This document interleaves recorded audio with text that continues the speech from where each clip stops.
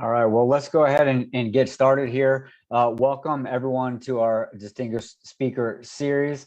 My name is Jeff Wright. I'm currently serving as the Executive Vice President here at the U.S. Army Ranger Association. What we like to do each quarter when we have this presentation and event is bring people in the community together and really present an opportunity to hear from and learn from someone they may not otherwise get the opportunity to hear from and to learn from. So we're streaming live on Facebook now, and we'll have this saved to the YouTube channel, the association's YouTube channel as well.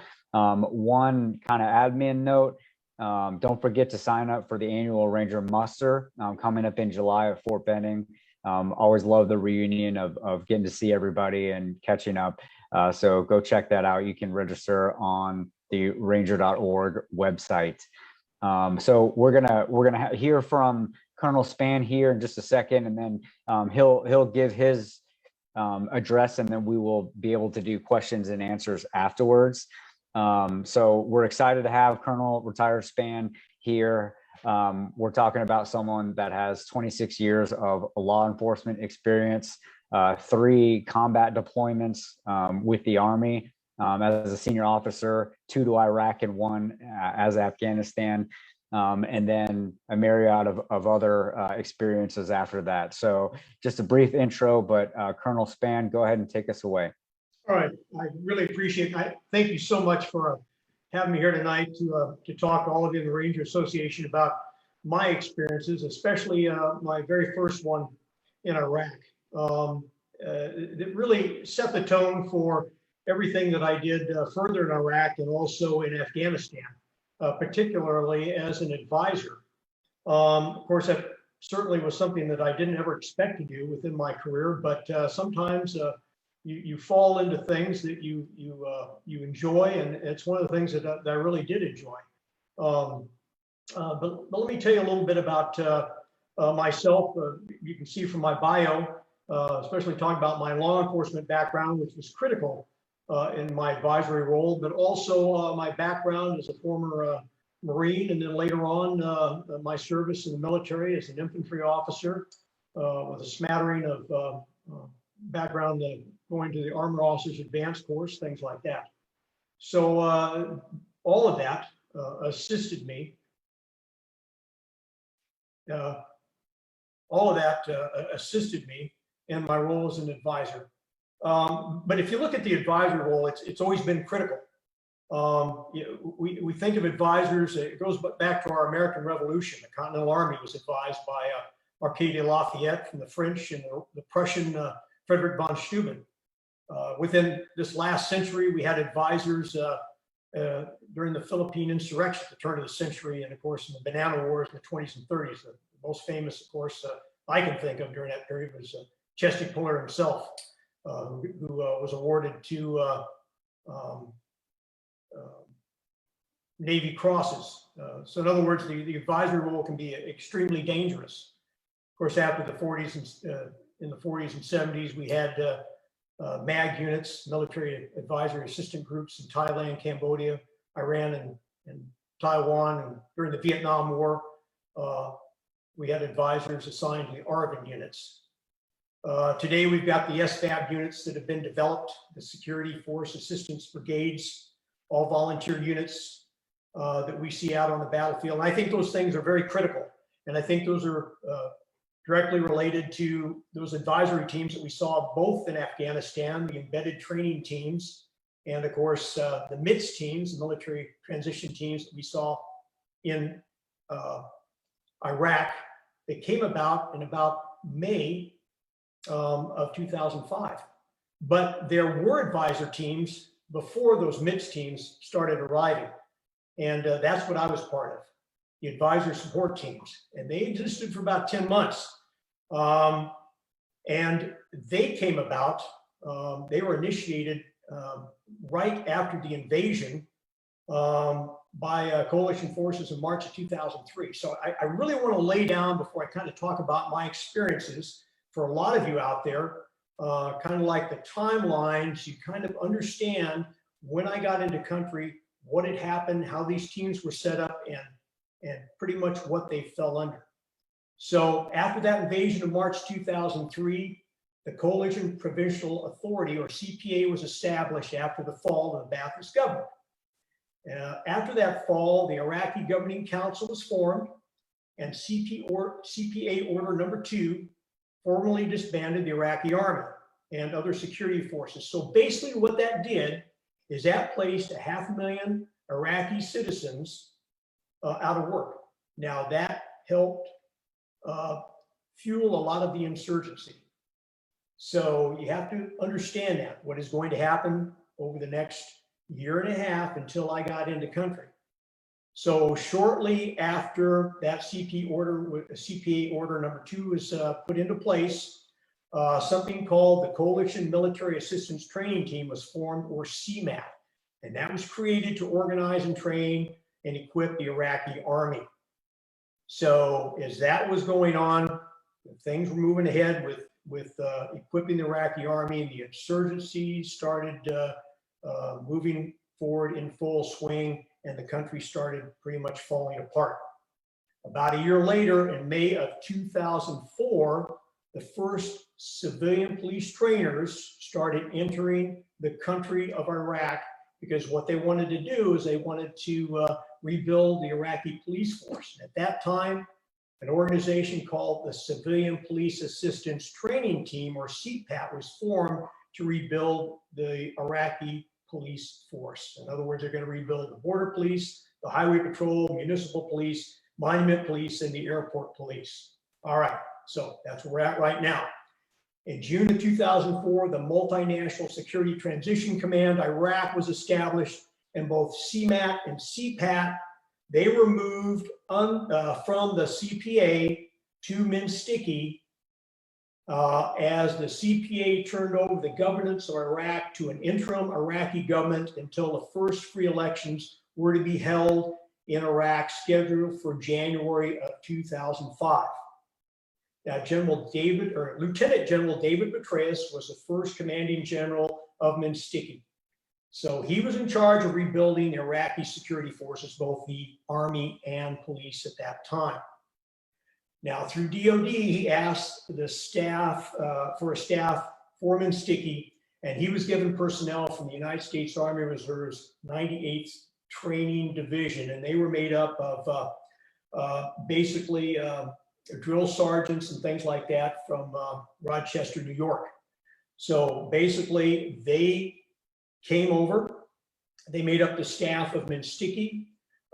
They also sent over about 310 personnel, which made up 10-man AST teams to work with the Iraqi army. Now, those teams initially trained up at Fort Dix, and they were equipped with up-armored vehicles, communication systems, and weapon systems.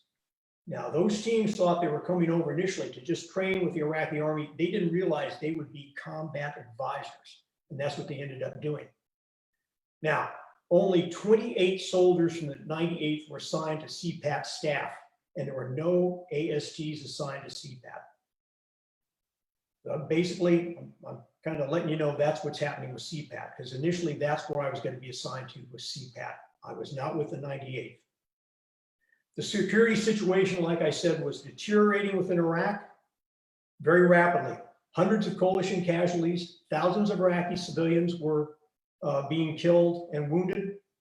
DOD initiated something called stop loss. In other words, the involuntary extension of service members. Active duty service under active duty was not being allowed to be discharged. If your unit was in Iraq at that time, if you had 12 months in country, you were extended to 18 months. Personnel were being called out of the inactive ready reserve. As far as the Iraqis, those police officers that had been trained up and sent down to the police stations were deserting in droves. A lot of the police that had been sent to an academy we had in Jordan were refusing to be returned to Iraq. They were deserting. Police stations were being blown up. If you also remember during that period, in March of 2004, there were 4 Blackwater personnel that were stopped and hung from a bridge in Fallujah. And in March, the first Battle of Fallujah was being fought by the Marines. So in other words, the security situation in Iraq had deteriorated as we got ready for those first free elections in 2005. So that kind of lays out what was happening during that period. We had been sticky, CPAT, CMAT. The country of Iraq was in disarray. And here I was, Marty Spann. I had retired from the California Guard in March of 2001. And basically, I wanted to get into the war and didn't think it would ever happen. So in 2004, a friend of mine and I went to a wedding, and I found out we could both come back on active duty as retiree recalls. We both put in our paperwork to come back on active duty. It took us 6 months, but we got back in as retiree recalls. I got my orders for a 1-year tour to Iraq. I went through CRC at Fort Benning, Georgia. When I got there, they couldn't figure out how to give me something called a CAT card. For you that are modern soldiers, you know what a CAT card is. It's a plastic ID card. So all they could give me was a green ID card at that time. They gave me my body armor, but they would not issue me the SAPI plates. I had to wait till I got into Baghdad to get those. They gave me long gun. In other words, they didn't give me an M4 carbine.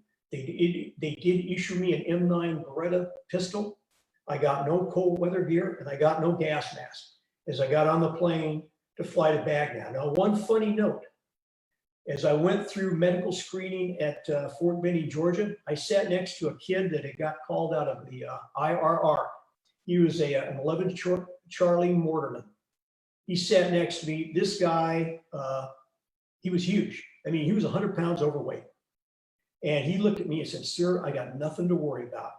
I've been out of the Army 4 years. I've been in the IRR. They're not going to take me."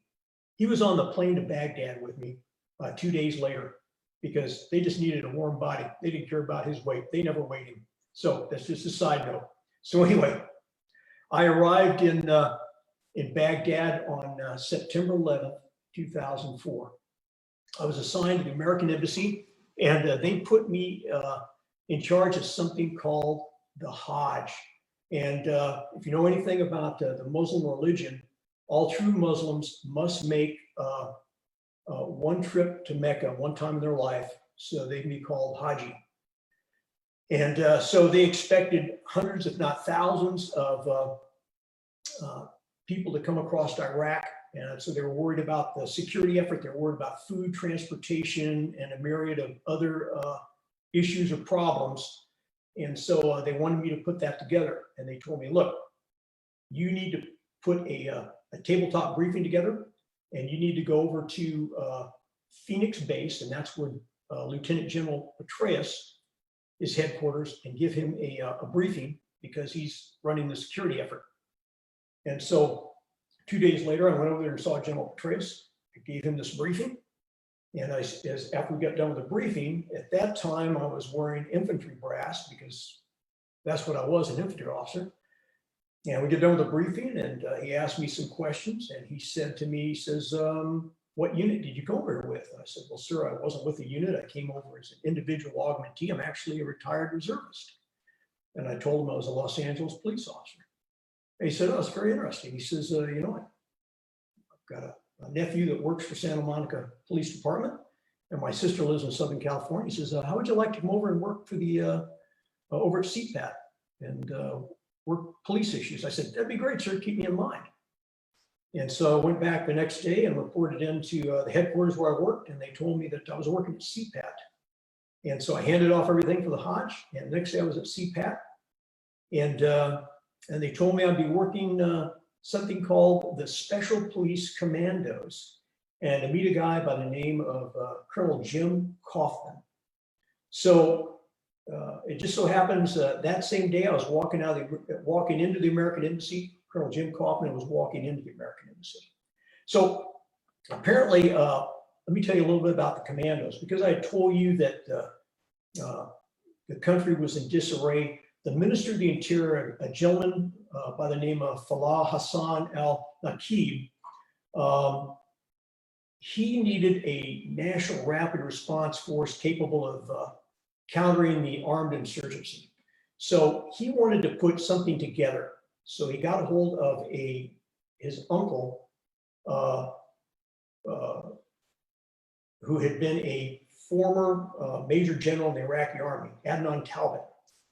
And he decided to recruit former Republican Guard and other personnel and put something together called the Commandos, this rapid response that he could just send out in mass to troubled areas around the country because of the police situation, them deserting. And so Petraeus had heard about this. So he got hold of Jim Kaufman, who was a Special Forces colonel, and said, look, I've heard about this unit. I want you to find them, go out and see how we can assist them. And this was right about the end of August 2004. So Kaufman found them located at what was probably the premier Republican Guard base right outside the Green Zone. It had been damaged quite a bit during the initial invasion, JDAMs, things like that. But he found them out there, found Adnan Talbot, introduced himself, and told him we could help their unit with weapons and supplies and vehicles, things like that. And so he really made a lot of headway with General Adnan. And so by the time I had met Kaufman, we had to sit down the next day, and he told me, he says, look, how many guys do you have working for you? I says, I've got nobody except myself. He says, well, I've got one personnel. And he says, how many do you expect again? I says, I've been promised about 3 more personnel as soon as they come in from the 98th. And he says, well, we're going out on a mission tomorrow morning. Do you have a weapon? I says, got nothing but a 9mm. I've got no SAPI plates. He goes, well, meet me in front of the American Embassy tomorrow, 4 a.m. And we're going to go out on our first cordon search with you. We'll see how you work. So next morning, I meet out in front of the American Embassy. He's got SAPI plates for me. He's got an AK-47 for me, ammunition, hand grenades, everything. I load up. We hit this one area in Baghdad. I couldn't even tell you where it's at to this day. Get out of the vehicles. I'm with some commandos, walking down this one area. I don't think I'd gone 200 feet and all hell breaks loose. Tracer rounds going overhead, RPGs, grenades going off. We're pinned down for about 2.5 hours. We're taking casualties. Sun starts coming up. Finally, we were able to pull out and get back to our vehicles. And quick reaction force comes in and finally make it back to the embassy. And talked to Jim later on, and I told him, that was really pretty bitching. Can't wait to go out again. So everything worked out. But so that was my first introduction to the commandos, my first baptism under fire, you might say. So it was quite an experience. But so that was one of those things that I kind of had to get used to. But it was kind of the seat of the pants type thing, getting used to commandos and getting used to being out there on their own. So shortly thereafter, within a week or two, as the 98 started coming in, I ended up getting 4 more individuals in. Guy named Carl Paris, Sergeant First Class, Major Rich Shao, Captain Paul Johnson, and we also got a staff sergeant by the name of Catronio. And what we had to do with the commandos is we sent this commando force out to places like Mosul, Fallujah, places like that. We had to send one advisor with them. We didn't have a 10-man team to send with these guys. So it was very lackluster.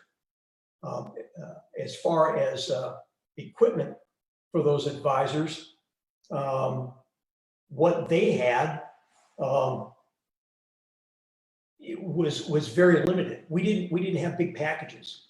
So they had to go out, if we were operating together, we didn't have up armored Humvees from Sticky. We had to get up armored Yukons, GMC Yukons. And a lot of times these Yukons, they'd have thick bulletproof glass, Kevlar sides, doors, things like that. So you're pretty much in a box, and they would take rounds. A lot of times you'd get hit with an IED or things like that. They were up armored, so they would take an IED blast, which is good. I went through 2 vehicles while I was over there, getting hit, either ambushed or IEDs. And they were equipped with something called, if you're not familiar with it, something called a Warlock, which is an IED, electronic countermeasure system. In other words, it's a jammer. And those Warlock jammers, they're really interesting. They sit on the front of the vehicle. And as you're driving through an area when the Warlock is on and it's hooked up to your battery, we try to place the commando vehicles as close as we could to our Warlock system. And you could see when you've passed through an area, the IEDs behind you going off. In other words, it would jam those IEDs as that whoever was trying to ignite them with the switch. And it probably saved a lot of lives. Like I told you before, I had used Russian hand grenades, things like that. The other thing that I had was a Thuraya satellite phone. A lot of times we'd go into areas if we're operating, we'd use that Thuraya satellite phone. We go into a forward operating base, we'd check in with the S3, we'd get his phone number. In case we ran into a really bad scrape, we could call in and call in for a quick reaction force. If we knew we needed air assets, sometimes we'd make arrangements and team up with a special forces team so we could use them as far as any air assets, things like that. So normally that's pretty much what we had to do. As far as the Iraqis themselves, building their force, when we got there, they had good word of mouth as far as building their force, and they did try to get Republican Guard personnel or some of their prior intel personnel. And a lot of those guys were trained up pretty well from the Saddam Hussein days. They were good junior, good soldiers.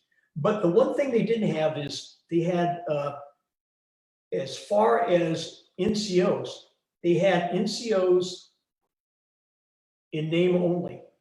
I mean, sergeants, sergeant majors, things like that. But it was pretty much top-down leadership. In other words, they would not make a decision.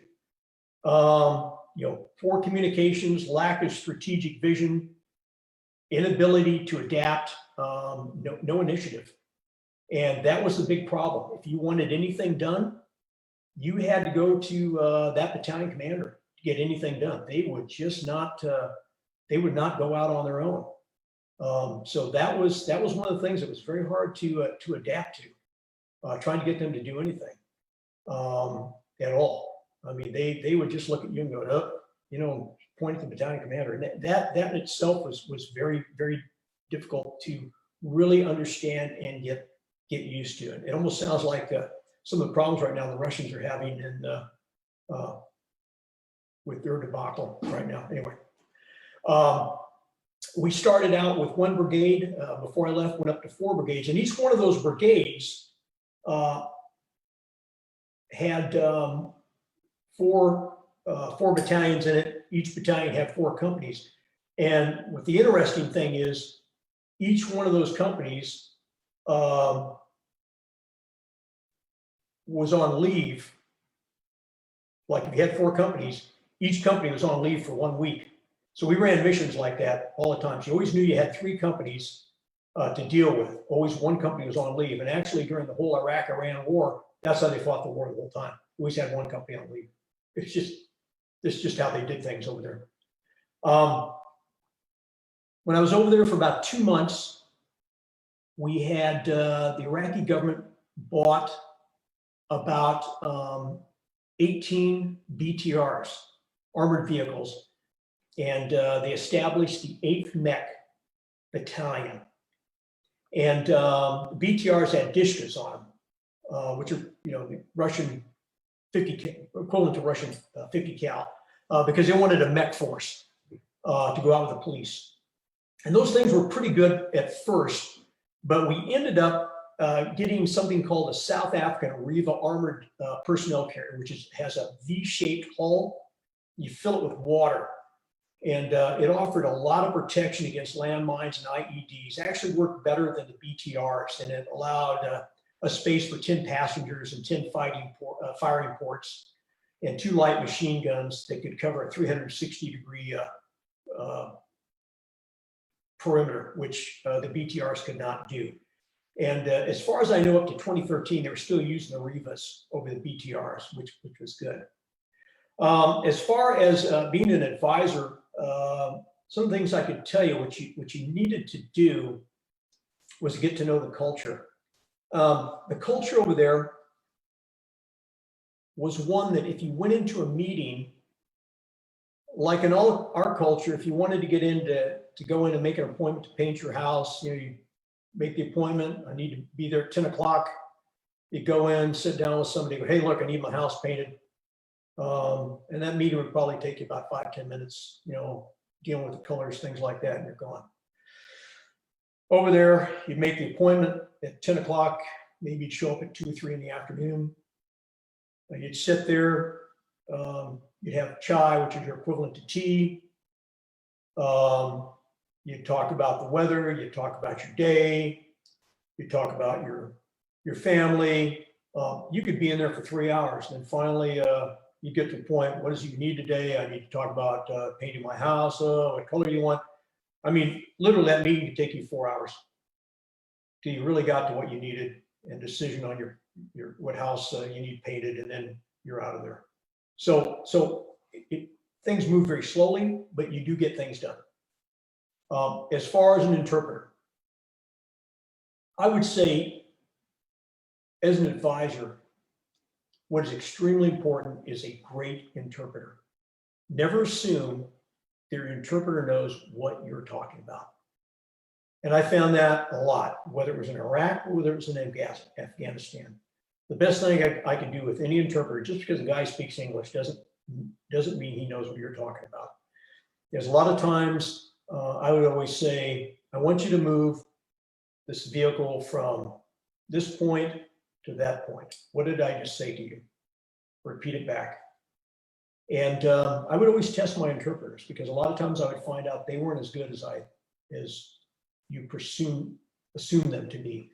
And so you really have to make sure you have a great interpreter. The other thing is there is that culture over there is one that is very, they're very bonding. I can't tell you how many times I've been on a combat patrol and they've held hands with you, and that's okay. That is just, once they do that, once they take you in like that, you know you're going to be safe because they're protecting you, that you're one of them. And so accept it. Know that they're going to take care of you, and that's the most important thing. The other thing is eating with the Iraqis. They're very communal, and you know, they will lay out big meals. You know, you eat with them because you're fighting with them. You're sleeping around them. You're going to be out with them constantly on patrol, and that's just how it is. So let me talk a little bit about some of the missions we were on, since I've kind of laid out things for you to kind of understand. My first big operation was in October 2004.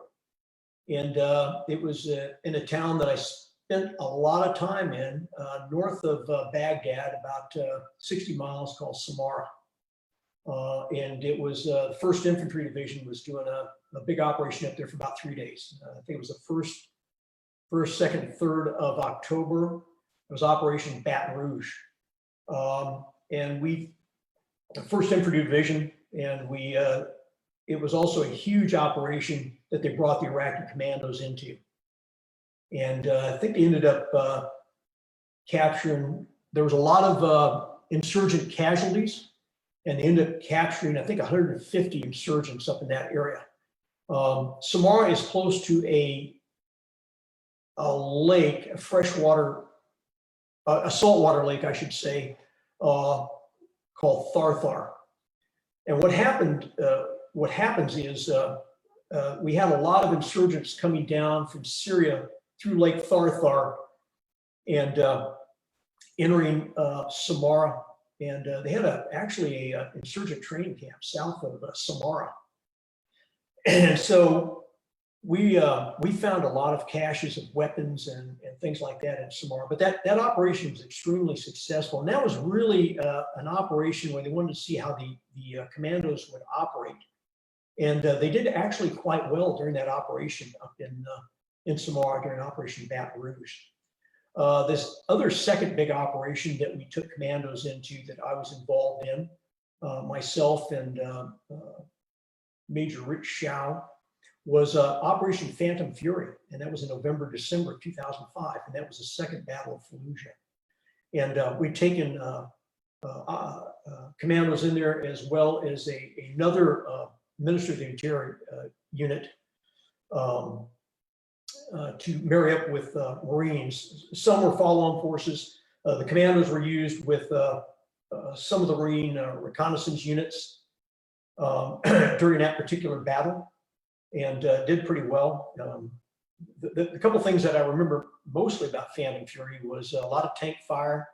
I still recall there were a lot of Predators overhead, because you could always hear those, and just the constant constant smell of boy, that just there's a lot of bodies left in some of those buildings as Army and Marine units pulled through, and so that was another successful operation. Of course, when I was up there, we had commandos up in Mosul during that time period, because a lot of insurgents had fled from Fallujah, gone up to Mosul, and taken over pretty much the whole city, except for three police stations. And Colonel Jim Kaufman had gone up to Mosul to check out the situation up there. And during that period, he had been involved in a huge firefight at the Four Corners police station for about 4 hours. He was wounded up there with a bunch of commandos, and actually received the Distinguished Service Cross while he was up in that operation. So did very well. And so those were the three big operations that, or two big operations I was involved in. Of course, Jim Kaufman with the operation up in Mosul. So, you know, I talked a little bit about 8th Mech. I talked a little bit about the commandos itself. The one operation I can think of that really going out on an operation with the commandos, what that was like. We were at Site 1 one day. This would have been in February of 2005.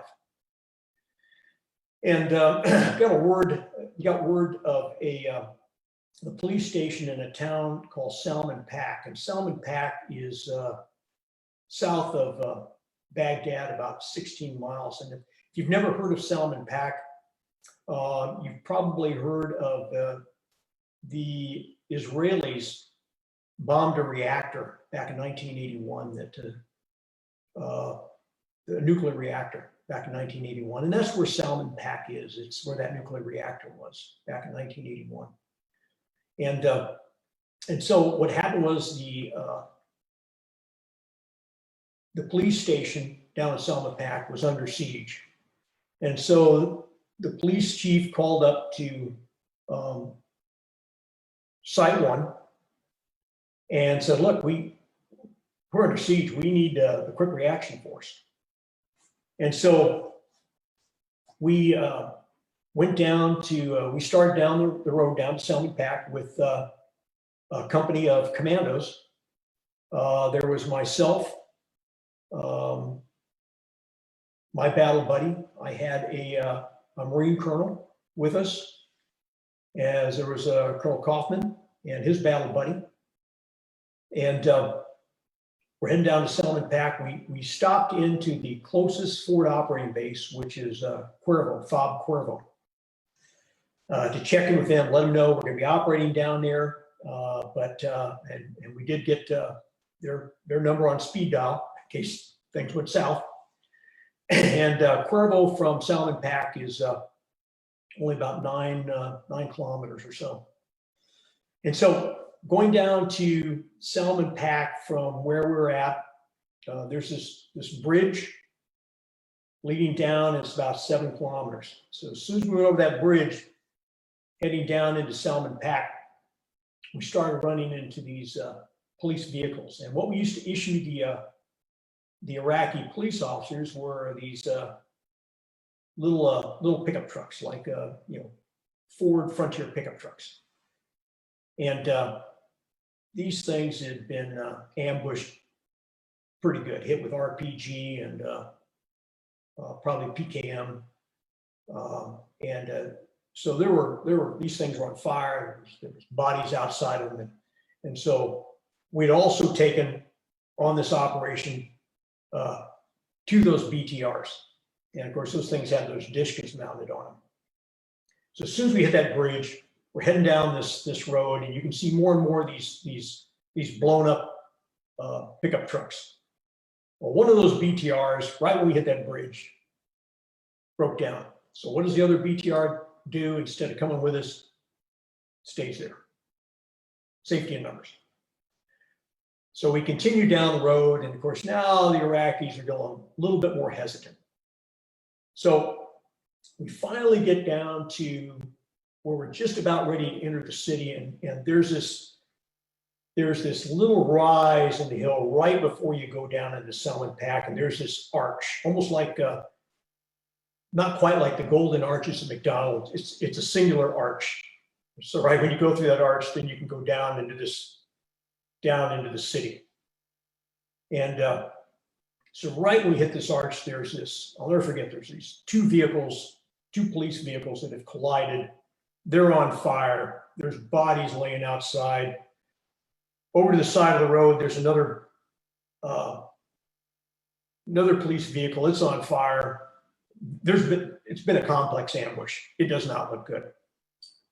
And so right when we hit that thing, the commandos now, they're stalled out. They're not going anywhere. And all of a sudden we start taking mortar fire, machine gun fire. And so we exit the vehicles, and Colonel Kaufman and everybody, we run over to what looks like it's more concealment than cover. We run into this little bowl area. We're deciding what to do. You know, we got to move these guys forward because they're taking casualties. And so I tell Kaufman, I says, look, I'm going to go back and get one of those BTRs because we got to move forward. This is bull. And so we run back to the vehicles. I get into my up-armored SUV, and along with my battle buddy and the Marine colonel. Turn around and boom, we're diddling back to get one of those BTRs. Kaufman stays there. The commandos are still taking fire. Now the fire is even more intense. As I'm going back, all of a sudden, out of nowhere, I look up, and here's this two American helicopters coming at us. And off in the distance, I see an M1 tank. So I realize that what's happened is Cuervo has sent out their quick reaction force. So I get out of the vehicle, and I used to carry a little American flag inside the vehicle, little paper American flag. So, I mean, the first thing I'm thinking of is, you know, I've got this AK-47. That's not good.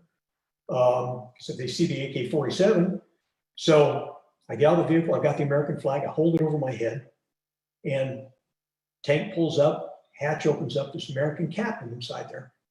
He goes, what do you got, sir? And I go, these guys are pinned down up there, and we need some help. He goes, I got it. He says, just lead the way. Get back in the vehicle, take off, and get back up to where the Iraqis are pinned down, and tell Colonel Kaufman, I go, I couldn't find the BTRs, but I got us a tank, a couple tanks. And of course, by this time, those Apache helicopters, they start lighting up the insurgents. See these missiles coming down, and make our way into the city, and we end up taking it over. So very interesting how that operation went, but very successful, especially when you start dealing with the Iraqis. Another time, one of the other operations I was kind of telling you about leadership and that top-down leadership style.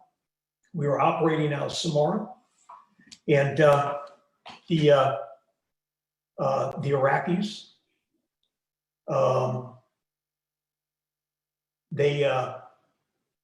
we put out a flyer. We were looking for a high payoff target.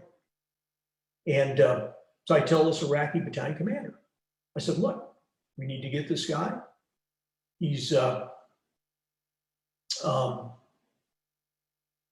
Yeah, we need to try to find this guy. So about an hour later, this gentleman comes in and says, hey, I know where this guy's at. He says, you're putting out this award. I can show you where he's at. Great. So we put him in the vehicle. He's going to show us. We're all ready to go. Everybody's got our equipment on. So what happens? The food comes. So all of a sudden the battalion commander goes, oh, we can't go right now. The food's here. So everybody ends up eating. So, man, 45 minutes go by. And I go, look, we got to go, man. I'm getting real frustrated. We got to go before this guy takes off. And so he goes, no, we have to eat. So everybody eats. And so we get done eating and he goes, well, we might as well forget it. This guy's probably gone. I go, no, we're going now. So we end up getting back in the vehicles. We go, we surround the house where this guy's at. Turns out the guy's still there because his food came and he never left. And so we ended up capturing him. So anyway, those are two of the funny stories in dealing with the Iraqis that I thought were pretty cool. But anyway, that's what it was like dealing with Iraqi commandos after all that time. But so what happened to the Iraqi commandos after that period? Well, in 2006, they were merged with the 8th Mech and something called the Public Order Battalion, and they became the National Police. And in 2009, they became the Federal Police, and that's what they are today. So the commandos, it's almost like the chicken and the egg. What came first? Well, the Iraqi commandos are the egg, and what exists today is that final chicken, the Federal Police. They're really, it's a stability to Iraq. And so I'm very proud of where we came from as far as the advisors and where Iraq is today. It's a stable country. We don't hear much about Iraq anymore. And so those early advisors and the insurgency and what we did, I'm very proud of what we did over there. And that kind of gives you an idea of what I did during those early days as an AST. Anyway, I'll turn it back over to you, Jeff. Yeah, sir. Thanks for the stories. You're welcome. Hey, we were talking before we broadcasted about how we were both in Iraq, and I was a year or two after you, but I was in Samara as well. So during the surge, I was in Samara for that stop loss deployment, which was a 15-monther, which was interesting because the first part of it was for us occupying that area, and me personally, my AO was Mukashifa to the north. Okay. I remember that. Yep. I do. Yep. And so it was very much kind of a policing presence, building relationships with the culture.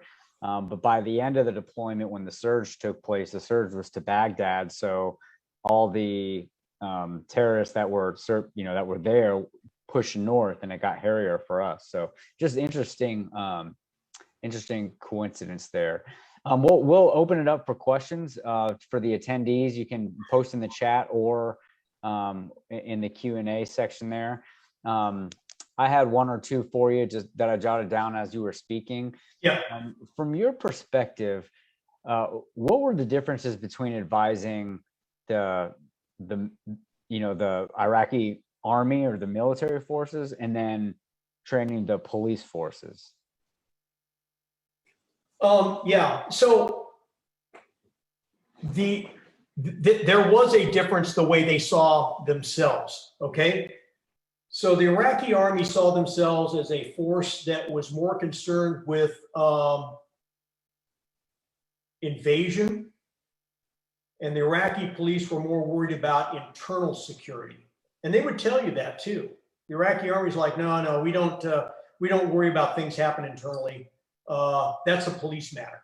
And the Iraqi army really saw the police as a lesser type force, even though the police were fighting the main battle within the country at that time. Mm-hmm. And so it was really interesting that dynamic to watch that.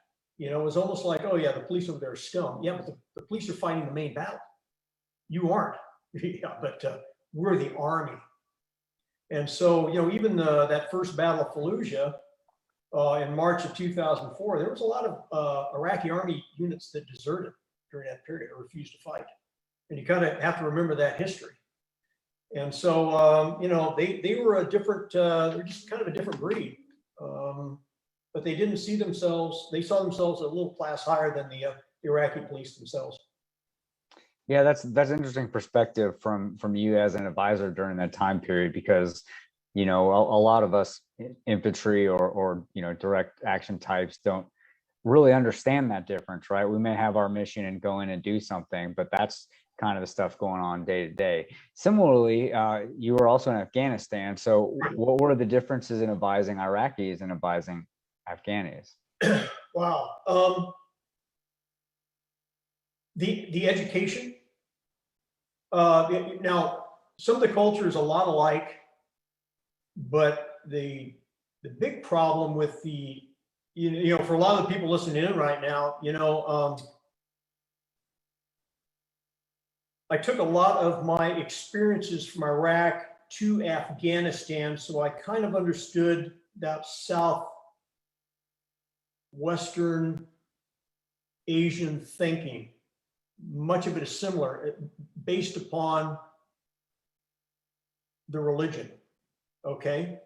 And I would highly suggest, if people are interested, to read The 7 Pillars of Wisdom by T.E. Lawrence. It's a good autobiographical summary of what he did.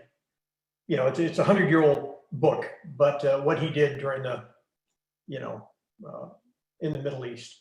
But anyway, to get back to it. So you got to realize, when I got to Afghanistan, and I worked with the ANCOP, they've been at war for years. The Soviets had been in there, then the Taliban, and so their educational system had shut down. So most of the individuals that I work with, even though they would look at you and say, "Oh, I've got a 6th grade education," their educational system hadn't been around for 35, 40 years. So they were reading at an educational level of about a 2nd grader. And that was the biggest problem we had. We had to put books together that were basically cartoon books that they could, learn how to take apart an AK-47 without any words. That was the big problem. Whereas in Iraq, I had people that could read and write. Afghanistan, no. And then there was the problem with language. We had 2 different languages over there in Afghanistan. Dari and Pashto, depending on what part of the country they're in. It was almost like cut in half. So there was another big problem there that a lot of people don't really realize, that haven't been to that part of the world. That when we'd recruit people out of Kabul and send them back down into Kandahar, you're dealing with a whole different language.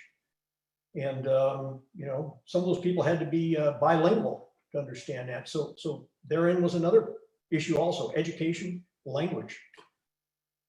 It's all cultural. Well, Fantastic. If there aren't any other questions, anything else from the viewers or the gallery? Well, sir, I want to thank you so much for taking the time and sharing with us. It's a unique mission, certainly a unique perspective that you shared. Like we said beforehand, I always like to learn, and I think you really presented a lot for us to learn from, given that perspective. So thank you very much. You're a great friend and member of the community. And I should have mentioned in the bio at the beginning, also an inductee of the U.S. Army Officer Candidate School Hall of Fame. So distinguished indeed. Thank you. Thank you. Thanks everybody for joining us tonight, and for watching. If you watched after, don't forget to register for the ARM, and until next time, Rangers lead the way.